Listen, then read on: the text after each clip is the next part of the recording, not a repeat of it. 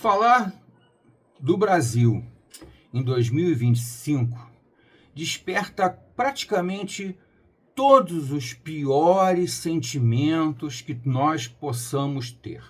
É impressionante a sensação de angústia e até de sofrimento que nós estamos passando. Qualquer pessoa que tenha um mínimo de discernimento, um mínimo de noção do que está acontecendo no Brasil 2025 e não seja um fanático de extrema esquerda.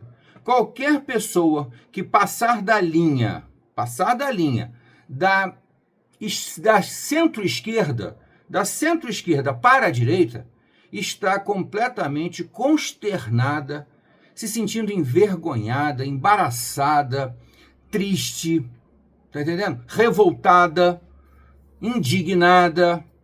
Quantos sentimentos ruins, gente, com o Brasil de 2025. Eu vivi muita coisa no Brasil, muita coisa ruim. As minhas memórias com relação ao Brasil vão de uma decepção profunda, como foi o caso de Fernando Collor de Mello, no início dos anos 90, e uma angústia, uma aflição, que foi o que nós vivemos durante os ótimos, excelentes 4 anos do governo Bolsonaro, que foi o único momento em 60 anos de história do Brasil que nós respiramos fundo. Não foi nem um momento de felicidade, eu não posso dizer que foi felicidade, mas foi um momento em que nós acreditamos que podia mudar. Mas estávamos completamente iludidos, tá? Como disse Bolsonaro, com muita sabedoria, é muito fácil implantar uma ditadura no Brasil. E, dito e feito, no momento em que ele pronunciava essa frase, a ditadura estava se instalando. A ditadura se instalou no Brasil exatamente no início do governo Bolsonaro, apesar de que ele não tinha nada a ver com isso. Eu vou falar um pouquinho mais desse assunto, mas antes de tudo eu tenho que pedir a vocês, é um canal novo, é uma voz nova se levantando contra essa insanidade que se transformou o Brasil, e eu tenho que pedir a vocês, se inscrevam no canal para dar uma força, e se você chegar no final do vídeo e gostar, deixa o seu gostei. Não gostou? Não gostei. Faz parte da brincadeira. Mas é muito importante, nos comentários, você esteja completamente à vontade para dizer se você concorda comigo ou discorda. De preferência, apresentando argumentos, né? Porque dizer simplesmente que concorda ou discorda sem apresentar nenhum argumento, desculpa, mas você não passa de um fanático, seja ele de direita ou de esquerda. Muito bem.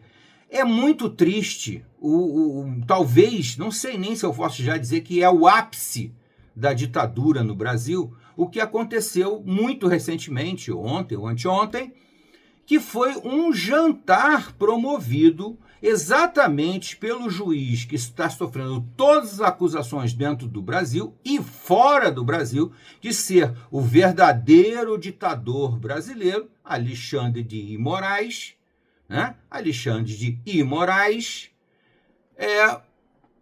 convidou de uma forma nada republicana, nem democrática, para um jantar todos os outros poderes da República. Uma confraternização de poderes que teriam que ser obrigatoriamente independentes e, pelo menos, manter uma aparência de independência. É lógico que por baixo dos panos, por baixo da política, muitos deles se conhecem, estudaram juntos, são amigos, são parentes, porque eles vivem naquele castelo, naquela cidade-castelo construída pelo criminoso Juscelino Kubitschek, exatamente para atingir o objetivo que ele conseguiu. Aquilo é uma fortificação onde vive uma grande quadrilha com um enorme fosso em volta, cheio de armadilhas, jacarés, piranhas, o que você quiser de terror. Eles estão num outro país, num outro Brasil. Brasília é um país dentro do Brasil e um país que domina o Brasil. Domina o Brasil. É uma vergonha. E aí, no momento que o Alexandre de Moraes e a quadrilha dele, né, dentro do STF, e também na Polícia Federal, na PGR, na OAB, e está tudo dominado nas universidades públicas. Eu vou gravar um vídeo falando sobre as universidades públicas, que continua sendo um imenso escândalo de terrorismo, de ideologia de extrema esquerda. É um horror, é um horror. Eu que nunca me afastei totalmente do mundo acadêmico, fico cada vez mais chocado de como eles determinam o pensamento dos alunos. Mas isso é o papo para outro vídeo. O mais escandaloso foi esse jantar que acabou de acontecer, onde estavam presentes quem controla e quem é controlado. Ele fez uma homenagem, um juiz do STF, fez uma homenagem àquele que é, vamos botar assim, a sua ouvidoria. Ele convidou a ouvidoria do STF, ou seja, quando você tem um problema com o juiz do STF, você só tem o Senado da República, que pelo poder da Constituição determina que é quem controla o Supremo Tribunal Federal. Não controla exatamente, não manda nele, mas quando você tem um problema com o Supremo Tribunal Federal, você recorre ao Senado Federal, que de acordo com a Constituição é quem pode colocar um juiz, se é que são juízes, né, gente? Colocar alguém, vamos colocar assim, colocar alguém que foi indicado pelo presidente da República no Supremo Tribunal Federal. Quem decide se vai entrar ou não é o Senado Federal através de uma sabatina, que a gente sabe que é uma vergonha, uma palhaçada, é meramente uma troca de favores, onde os senadores entopem o bolso de dinheiro. Só isso, mais nada. E também, agora, você vê que ele convidou aquele que fiscalizaria o trabalho dele, aliás, os dois, o ex-presidente do Senado Federal, Rodrigo Pacheco, e o atual, que chega a ser até pior, que é o Davi Alcolumbre. Convidou todos eles para todo mundo tomar champanhe lá da mais cara possível e confraternizar. Também estavam presentes os ministros do Superior Tribunal de Justiça, que é uma instância imediatamente abaixo do Supremo Tribunal Federal, em algumas circunstâncias, a instância máxima. Em outros casos, pode socorrer ao Supremo Tribunal Federal, quando a lei e a Constituição são respeitadas, coisa que não acontece mais no Brasil há alguns anos, alguns 6 ou 7 anos, a Constituição foi completamente... Aliás, a Constituição foi rasgada no momento do impeachment da Dilma por um juiz do Supremo Tribunal Federal, Lewandowski, que estava no jantar, que era juiz do Supremo Tribunal, e agora é ministro da Justiça do Lula.